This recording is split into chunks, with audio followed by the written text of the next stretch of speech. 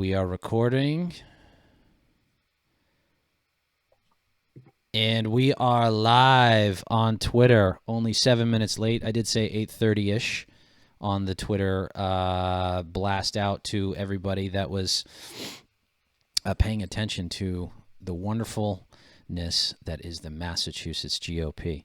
Well, welcome, everybody, to episode 22 of the RINO podcast. Don't forget to go to patreon.com/RINOpod, patreon.com/RINOpod for all your RINO needs.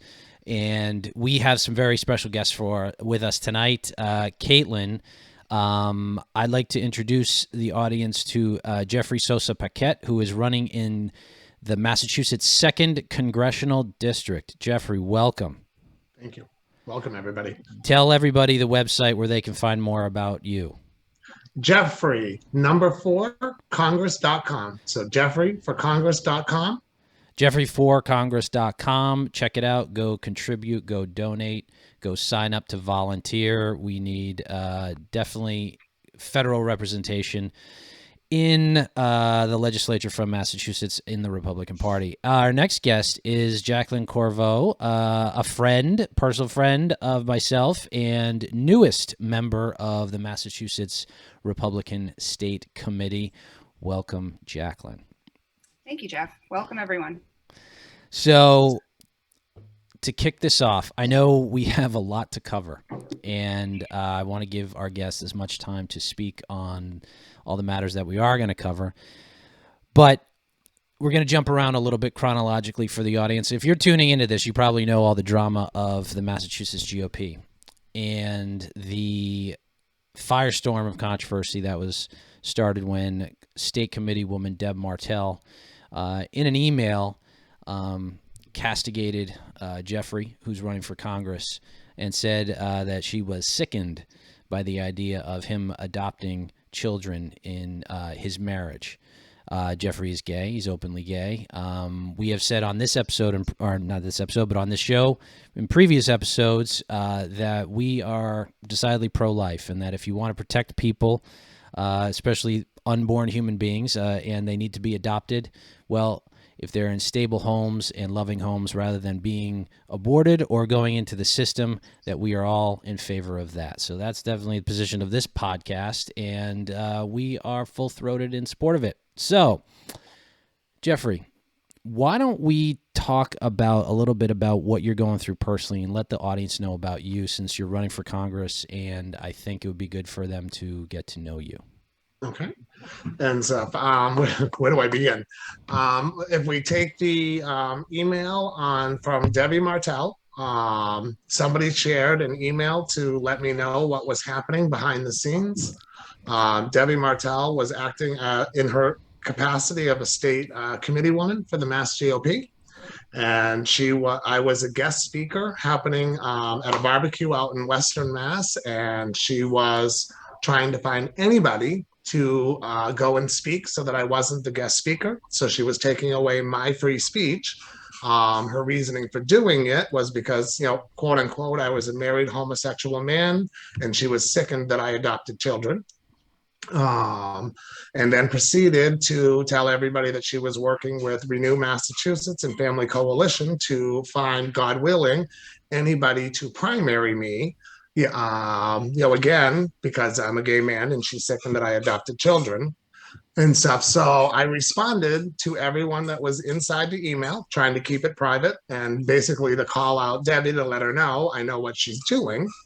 At that point, she responded back to me in another email to then let me know that she was a Catholic and she believed in her 10 commandments and that she loves everybody. And what sickened her was that I adopted children. That's the first time that religion came up. I know that, Jim Lyons and Debbie want to hide behind free speech or freedom of religion. I would fight that to the death if that's what happened. So that's not what happened. Let's clear this up for everybody who's watching, especially Jim and the dipshits who believe this nonsense. So free speech means that the government's not going to come arrest you for speaking your mind about whatever you want to speak your mind about. It does not mean that you get to hold down your job or position in a political party and use the words whatever you want. You're still responsible for your words, and you don't get a free pass based on free speech when you're part of an organization, and that organization is to either make or provide a service, or in this case, a political party that's trying to get Republicans elected. Stupid. Get that, dumb Jim? You get that, idiot? You don't hide behind, it's not free speech. No one's telling you can't do it. It's just we don't want you as a part of our organization if you're going to support this nonsense, because your job is to get Republicans elected. Now, sorry, I get a little bit mad at this, Jeffrey, because these types of, I guess, straw man arguments that the left usually engages in, when I hear it from people who claim the mantle of republicanism, I get a little pissed off. It is neither cancel culture nor a woke mob when people want you to resign because you suck at what you do. And let's be very clear about this for the entire nation, people all across the country who might be watching this. Jim Lyons sucks at what he does. His job is to elect Republicans and raise money for the Republican Party in Massachusetts. He's bad at it. Because he's bad at it, we lose elections. That's just the way it is. So, because of all those facts, because of this, he hides behind, I don't know, the boomer excuses that he can only come up with. I get more and more mad the more I think about this, because it doesn't have to be this way. So we should not accept the excuse of free speech, because it's got nothing to do with free speech. So let's just take that off the table right there. Now, Jeffrey, you were telling us before the program that, you know, you were having some personal struggles prior to restarting your campaign. I'd like you to touch on that and maybe just a little bit of what the firestorm of the press has gone through since that email took place. And so, well, you know, some of the things and stuff, you know, that are thrown out there was, you know, I was running for office. I was absolutely, you know, registered with the FEC, had funded the campaign with the first $100,000, stood the whole campaign up. And then unfortunately, I got sick. I had a minor stroke, which then I would later learn I had 3 aneurysms on my artery coming into my brain. And I had to go through 4 brain surgeries. I lost my speech in the first surgery. And then, you know, they were able through the remaining 3 surgeries to get everything fixed, remove all the aneurysms. And, you know, I have 2 permanent stents that were put in place. And then it took me a year to learn how to talk again. And then as soon as I was able to talk, after watching everything that was transpiring in our country, from the cities burning all the way to January 6th, I just said, you know what, I can't. I have to stand back up and resume where I left off and stand my campaign back up. And that's exactly what I'm doing. So all of this took me by surprise. I certainly wasn't looking for a media firestorm. I spent 3 weeks trying to work with Debbie Martell and Jim Lyons. Jim had all the emails, everything, and he would not stop Debbie Martell from doing what she was doing. Then somebody leaked it to the press. And then I got a call from the Boston Globe. And at that point, what am I supposed to do but just, you know what, tell the truth? And I gave them the emails. I gave them all of the text messages from me and Jim Lyons. I asked them not to publish them yet. Basically, they have it, what would you say, off the record at the moment until I want to go ahead and move forward with that. But they are sitting at the Boston Globe. And, you know, and even coming up to the state committee meeting, I really thought that this would just go, it would end. But unfortunately, then you got Jim Lyons, you know, pulling up this petition against the 29 state reps that stood up for a proper Republican Party to try to hold Jim accountable. And, you know, now I'm back in this and I'm like, okay, if we've got to fight, we've got to fight. I've got plenty of time to campaign, but I only have a little bit of time to stand up a proper Republican Party that is inclusive for all. That is President Lincoln's Republican Party. And I'm really disheartened to see what Jim Lyons has done. I campaigned for him. I donated for him. I was at his, you know, when he won his celebration party. I couldn't be more disappointed in him. He's really turned out to be a feckless individual, and he is destroying the Mass GOP.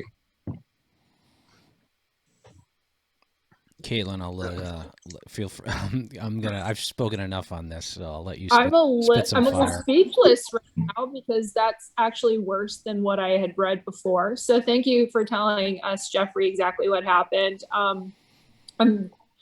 mean, this is just a general statement. I'm very sorry for the way that you've been treated throughout all of this.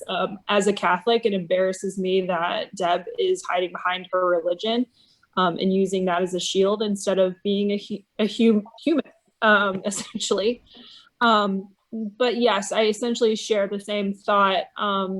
Jim's job is to elect Republicans and bring in money. He's not doing that. And on top of that, with this media storm, he did not put us in a good position. He put us in a position of throwing you completely under the bus and then putting all of our elected officials on defense, which is not what he should be doing at all.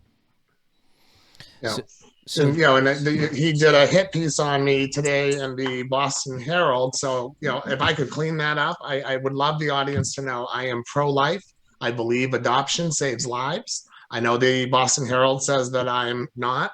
I am not for transgenders in bathrooms with my children. I'm a parent first. I don't want drag queens in our schools. I don't believe in critical race theory or any of those horrific things that Jim decided to tell the Boston Globe is who I am. So again, I would say just go to jeffreyforcongress.com, read why I'm running and read the issues. I couldn't be clearer. And if you want to go through my personal Facebook page, it goes all the way back to 2018. You will see I have no tolerance for any of this. I am a parent first. Being gay has nothing to do with it. And Absolutely. By the way, I'm a Catholic and both my children are baptized in a Catholic church as babies. My priest didn't, baptize my children because they were abominations. So Jaclyn, I want to get your thoughts on this as you were brought onto the state committee. You're the newest member of the state committee. So I'm just, I'd like to just get your thoughts, give you the floor for a little bit, and then we can go on to the machinations within the state committee itself. So what do you think of this whole situation as somebody who's coming to it with brand new eyes? Sure. Jeff, I think you really hit the nail on the head. And you too, Jeff. This is not a free speech issue. You have the freedom to say whatever you would like, of course, and you also have to face the consequences of what you say. You cannot yell fire in a movie theater and not expect to be arrested. You cannot, make remarks at work that are not appropriate for the office and expect to not lose your job. This is the same scenario. She is welcome to hold her beliefs. She is welcome to her opinions, of course, and I respect her right to have her opinion. But to put the MassGOP and the rest of the state committee in this position and refuse to back down from what she said is wrong. Maybe the state committee isn't the place for her if she is not, if her goal is not to grow the party, because that's my goal. That is my friends' goals on the state committee. I have many friends on the state committee and we all share that goal.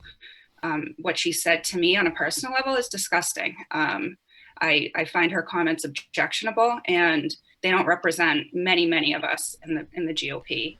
And she put us in a very bad position.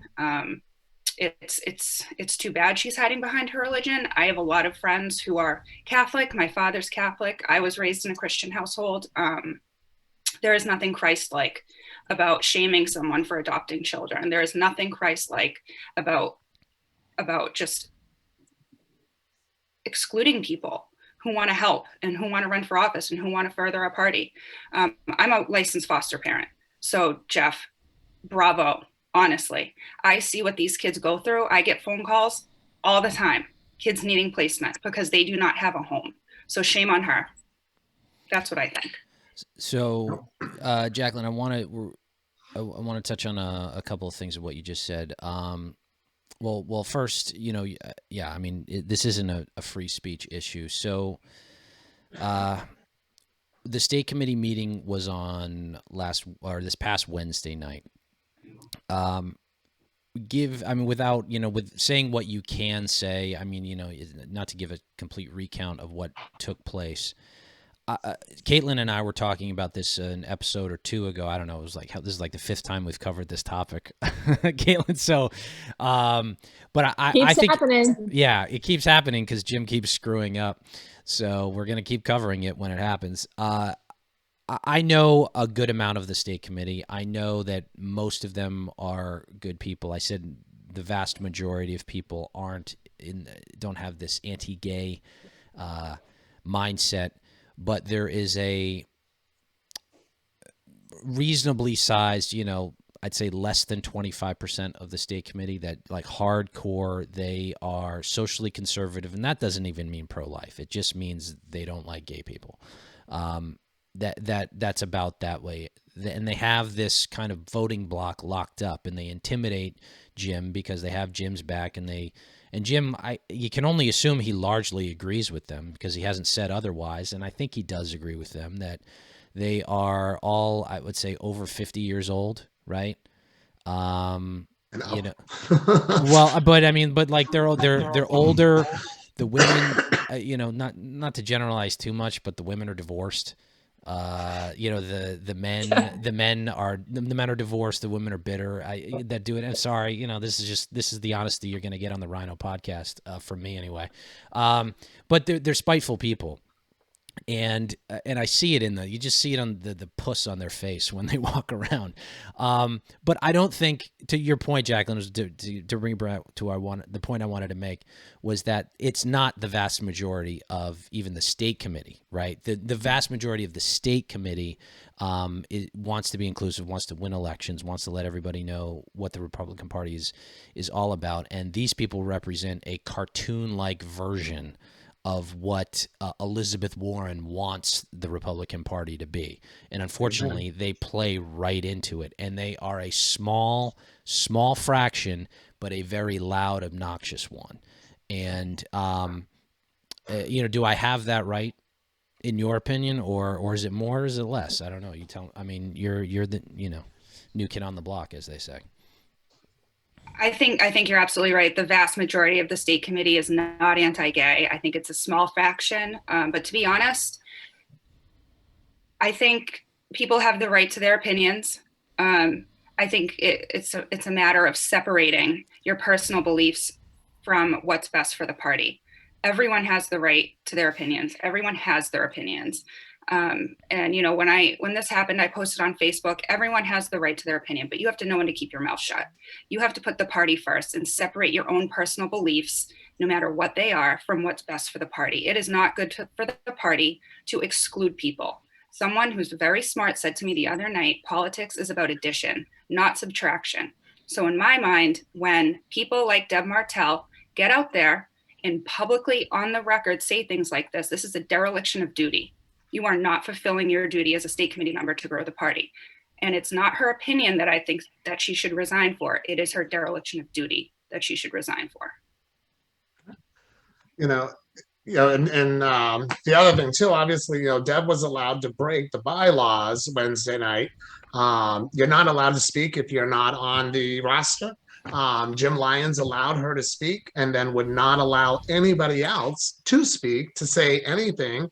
So she got to get up there and give her speech while no one else could respond, which is just absolutely asinine. Like, how is that possible? And stuff. She created all of this mess. She had an off-ramp for 3 weeks with me. Jim Lyons had the same thing. And then he has the audacity to blindside the whole committee by allowing her to stand up and speak, and nobody else could speak. We'll get into Ron Kaufman afterwards, what they did to that poor 80-year-old man. But Jim's been doing that for a while, and we'll touch on Ron in a second. I wasn't there, but you guys had mentioned it. But what Jim is doing is trying to consolidate whatever power he has, or hang on by fingernails, delaying seating committee members of certain state committee areas because he knows they are not going to support him on crucial votes that he's trying to do, because he's trying to oust Baker and Polito from the executive committee. He's trying to change the rules for convention. He's trying to change the rules for thresholds to make the ballot. He's trying to do a lot of things to attack Baker. Now, luckily, he's incompetent, right? So being incompetent, it's good to have incompetent adversaries. So they thrash out wildly. They write idiotic press releases condemning the 29 Republicans like that came after him and told him that he should ask Deb to resign. He doesn't get this stuff. So it's kind of good that he doesn't get this stuff. The only problem is we can't get rid of him just yet, right?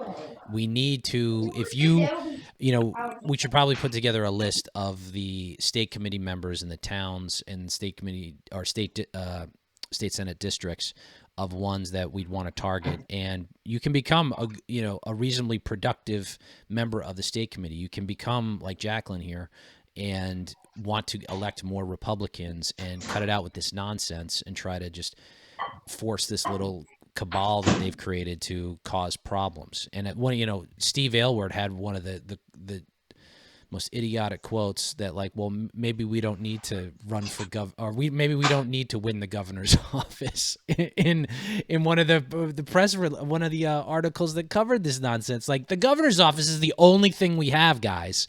And you're like, nah.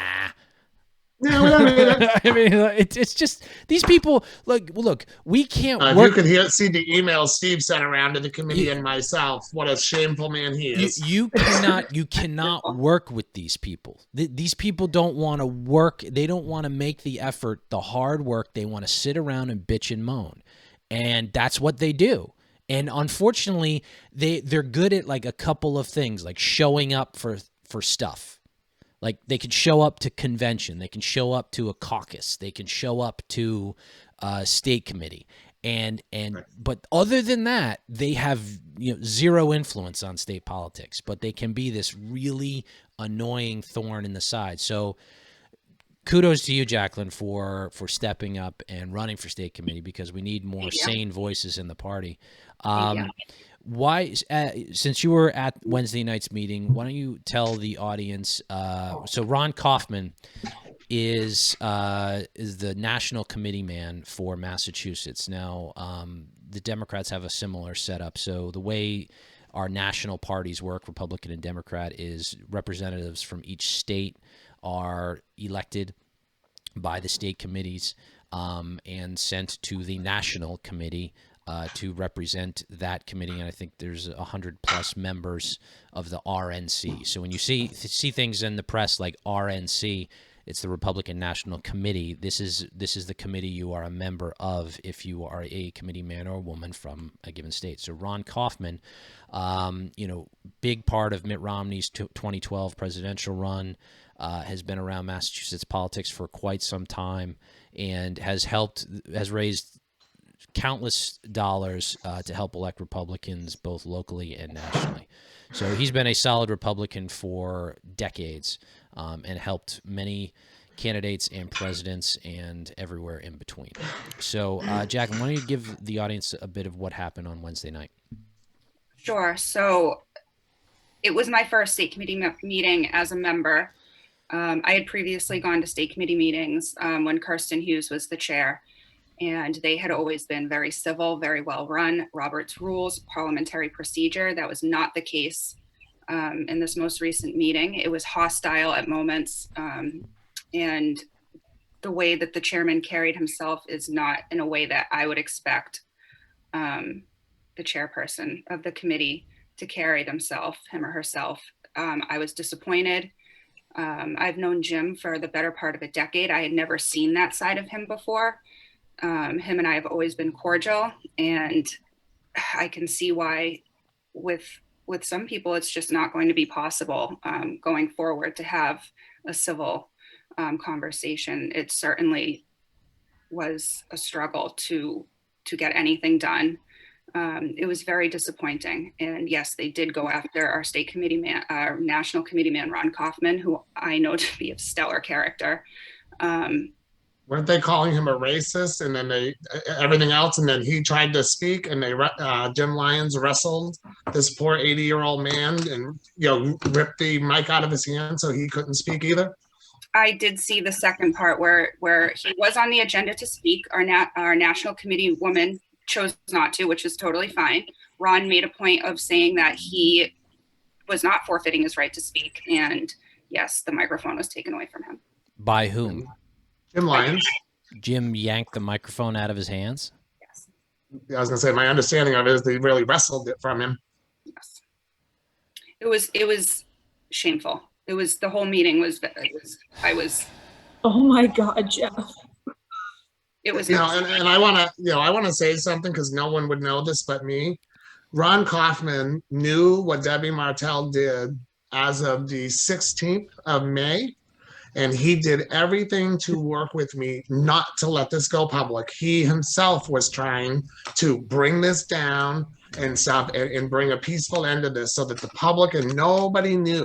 So, I've never met Ron Kaufman and stuff. Someone gave me his phone number. I called him for help, and he was the only one trying to help. And not only trying to help, he did not want me to go public, any of it and stuff, because he understood it was going to hurt the Mass GOP. Right. So there's a certain individual. I hope you watch this one clip, and we'll clip it. I mean, I don't even want to call him out. Who seems to consider that all the headlines of the Mass GOP irrelevance, yet the press keeps reporting on it.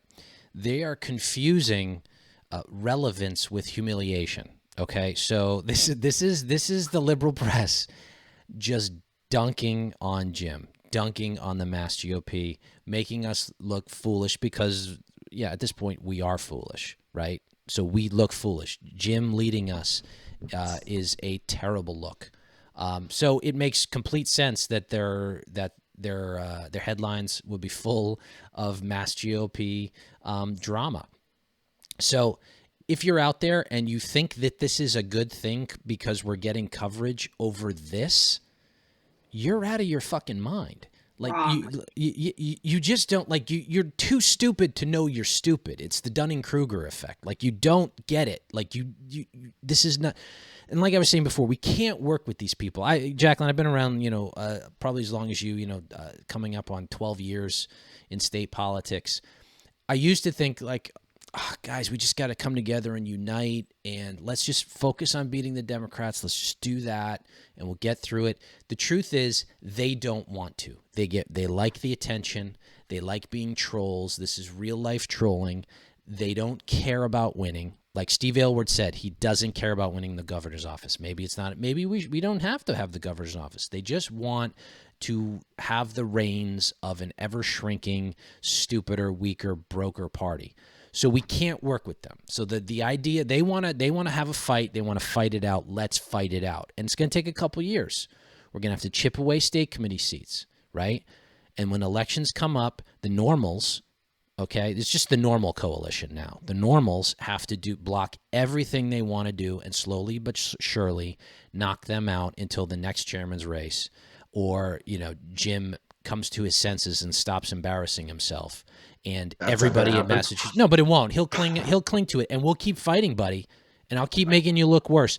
That email that you sent out raising money, calling the 29 state legislators who called you out on your bullshit, caving to the woke mob, you dumb boomer. Do you even get what you were saying? Like, you don't even understand any of this stuff. You've just been saying for a year and a half now, you've just been screaming radical in every press release.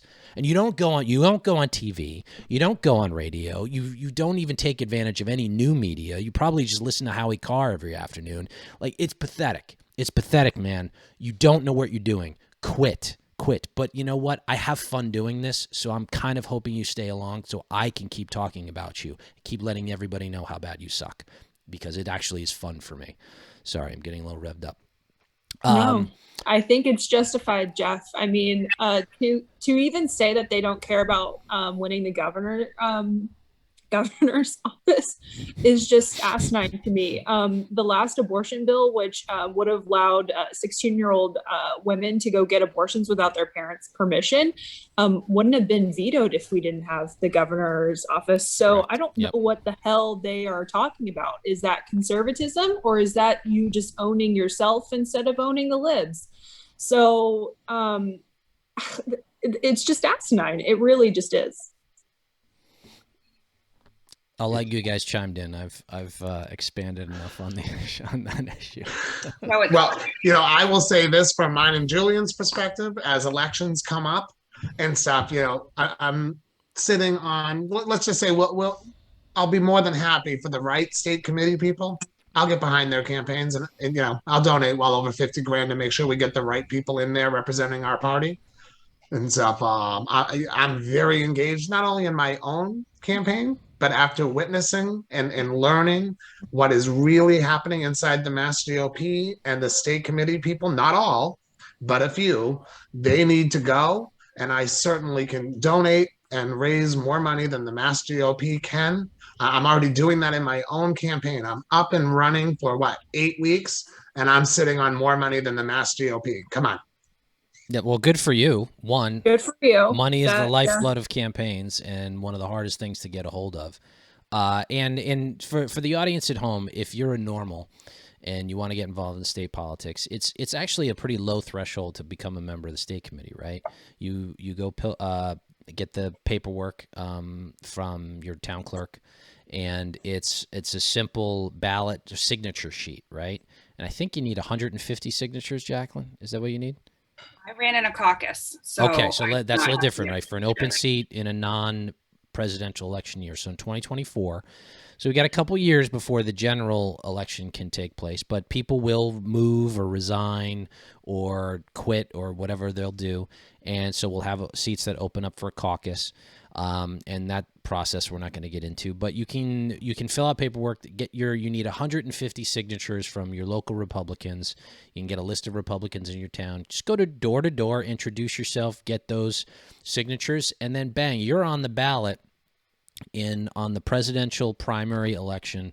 And in 2024, along the sides of, if it's Ron DeSantis and Kristi Noem and Donald Trump Jr., who the hell knows? But you'll be on that ballot with them, and the people in your state Senate district, the people who pull a Republican ballot, will be voting for you or your opponent. So then you run a campaign.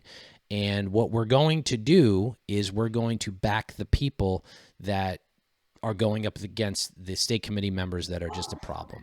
And if, we'll get the names out there of ones we want to beat as time gets closer. But that's kind of all there is to it. I mean, you run a campaign. I mean, we'll get into campaigning in probably another episode. But you can get involved in state politics, and you can help guide the party in a positive direction. We have gone 30 minutes, and it's been a fast 30 minutes, and I've talked probably way too much, but I get fired up about this issue because Jim pisses me off, as well as the other people who don't understand what we need to do to win in this Commonwealth.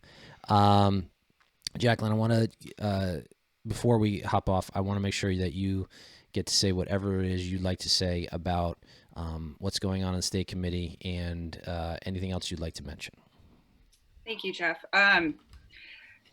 It was my first meeting, like I said before, and I have a whole new appreciation for what the people in my circle on the state committee, my friends, Matt Sisk, Judy Crocker, all of these people who are just doing a wonderful job trying to get Republicans elected, trying to grow the party, trying to raise money, people that have real expertise on how to run a party. This is not a church. This is not a social group. This is not a place where you further your social beliefs and try to indoctrinate other people. This is a group that we try to grow by including more people, regardless of your opinion about them. If they are of good character, we want you. We don't care what your orientation is. We don't care what your race is. We want to include everyone. I want to include everyone. Not everyone on state committee is of that mindset, unfortunately. But if you do want to get involved, I am more than happy to speak with anyone who, as Jeff would put it, is a normal, and to help you. Yeah, that excludes all Democrats, like by default. Yes. You're not normal. No Democrat. Don't include Democrats. You're not normal. You have to be a Republican. Yeah. Right. That's the one criteria. We got to all remember and stuff, for all of Trump's tweets or his tone that may upset people and stuff, he brought 48% of the LGBT vote to him. and stuff. That's our job. Grow the party. We are an inclusive party for all and stuff. It wasn't that long ago that Republicans weren't allowing Black people to run for office, be part of state committees. And Jim Lyons is just trying to undo decades of our work in changing. And he really, needs to go back to school and do a little bit of reading up on what is the party that Lincoln founded, because Jim just misses it. I am so disappointed in him, and saying he is feckless is just the best word that I can use without my blushing if my mother was in the room. Nah, I think I took care of the words that would cover that. So. No, but also to your point, Jeffrey, President Trump was fantastic on gay and lesbian issues, right? I mean, from the get-go, even social conservatives tried to bait him into, coming on to, like Jacqueline alluded to, pushing their social agenda on him, and he was having none of it. He was the most pro-gay president we've ever had. By far. Remember, from the outset, he evolved after the Supreme Court. Yeah, and after all that, the funny thing is the small little contingent that we're talking about before that has an outsized voice of being anti-gay. They were all super duper Trump. They love Trump, but this is one thing where Trump was just on the opposite side of this for you and totally didn't care and was totally supporting gay rights and all of this stuff. And you can't, once they're just using it. They're using it as an avatar to get what they want. And Jeff, I just want to point out one thing, and I apologize for interrupting you, but I think it is important. Go ahead. Our national chair, Ronna McDaniels, has slammed these comments as well. She used the word three times. Describe what Deb Martell said. Yeah. So no one that is on Deb Martell's side and defending her in this situation is in line with the party, is in line with the state party, is in line with any of our state legislators except for one. They're just on the wrong side of this, and there's really no point to be had at this point.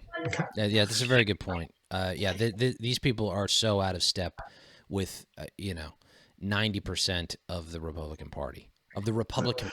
Not 90%, like it's 99% of the country and 95% of the 95% of the Republican Party. I'll admit it's there, but it is a tiny minority. But they are loud and love to point the cameras at them because then we become a cartoon and a caricature of what Warren and Obama and every AOC loving socialist wants us to be. So sorry. No, go ahead. If I could say this to the audience, we have a veteran, Dan Crenshaw, that is scheduled to come to Massachusetts for a fundraiser. I'm asking everyone to call 202-225-6563 and ask Dan not to come to Massachusetts until we can get a proper chairman of the Mass GOP so that he doesn't come to Massachusetts and embarrass himself. I mean, he got the endorsement of the log cabin of Texas. He supports LGBT and what is happening in Massachusetts. It is a shame, and it would be a complete embarrassment for our congressman to come. So again, 202-225-6563. Call him and ask him to reschedule when the Massachusetts GOP can stand up as a proper Republican Party. And by the way, he'll raise way more money if he comes when Jim is gone, because nobody wants to even be associated with this knucklehead and the stupidity. They don't want to come to you could raise probably four times more money. If it's disassociated with Jim and the incompetence. We talked about Kaitlin and I talked about that in a previous episode, and I hope they get. No, I'll do a shout out to him. If he raises $10,000 by the Mass GOP coming, I'll max donate to him with Julian, and that's more than he could get from the Mass GOP. Probably. All right. And I hate to say that, but reality is reality, and stuff. We need to stand up a party first before we ask people for money. Well, we have to fight this out. We have to fight this out with Jim and the contingent that doesn't want to move forward, as Jacqueline. And I know I just put Jacqueline in an uncomfortable position to say that. Well, we won't ask Jacqueline to comment on the fundraising aspect, but the sad truth is I covered this in the last episode. We've raised less than $100,000 in the past 2 months, which barely, I don't even know if that covers our operating costs of what it takes. Covers his salary. And maybe one or two others like for the month. It really doesn't cover that much. And we are going broke. It has to change. So I don't know how you force him out if he's just like going to sit on his hands and go, no, I'm not going to go anywhere. But we'll keep fighting it out. Unfortunately, this is the way it's got to be. They want it this way. Understand? Let's be very, very, very clear to everybody at home and everybody involved in Republican politics in this state. They started this. This is on them. But we're going to finish it. We're going to beat them. They're not going to win out. They can't win out. They don't have the numbers. They don't have the money. They don't have the brain power. It's just not going to happen. It'll take time, but we will get rid of it, and we will start winning and bring some semblance of normalcy. Kaitlin, what say you? Please close us out in a spectacular fashion. Well, thank you, Jaclyn and Jeffrey, for coming on tonight. We're really sorry this happened. I obviously have your back, Jeffrey. What happened was just completely deplorable. And obviously, Jaclyn, you having to deal with the state committee and what happened on Wednesday, just awful. And again, we all have the same goal. We want to elect Republicans. We want to bring in money for the state party. We all have the same goals. This inter-party fighting seems just so crazy to me. And then obviously our supposed leader doubling down like a crazy person instead of uniting the party. That's a problem. That was the big signifier that his time is limited. So I think it will get better from here. We just got to wait it out. We got to stand our ground. Well said. And to our progressive and liberal adversaries who are laughing at all of this drama, I hate to break it to you, we're still going to beat you next year. Like, we're going to take back the Senate and the House. And Baker wants a third term. He's got it. So you can laugh all you want. We're still going to kick your ass next year. So sit on that. All right. Yeah. With that, we're going to bring this episode to a close. You are watching the RINO podcast. Please join Kaitlin and I on the Patreon, patreon.com/RhinoPod. Only $1 a month. It's like 25 cents an episode. It's the best deal going. And you missed out on top secret information from last week. Top secret information that all of Twitter, conservative Twitter, was abuzz with, that you should be paying attention to, and it wouldn't have happened if yours truly didn't bump into somebody picking up Chinese food. Okay. Tune in, sign up for the Patreon, and you'll find out what I'm talking about. All right. With that, thank you so much to Jeffrey Sossa-Paquette. The website is Jeffrey4Congress.com. Go sign up and volunteer and contribute to him. He's running in Massachusetts' 2nd Congressional District. She is Jacqueline Corvo, member of the State Committee, newest member of the State Committee. Thank you both for coming on this episode of the RINO podcast. Thank you, guys. Thank you. All right. Have a great night, and we will talk to you soon. Take care. Bye-bye. Thank you.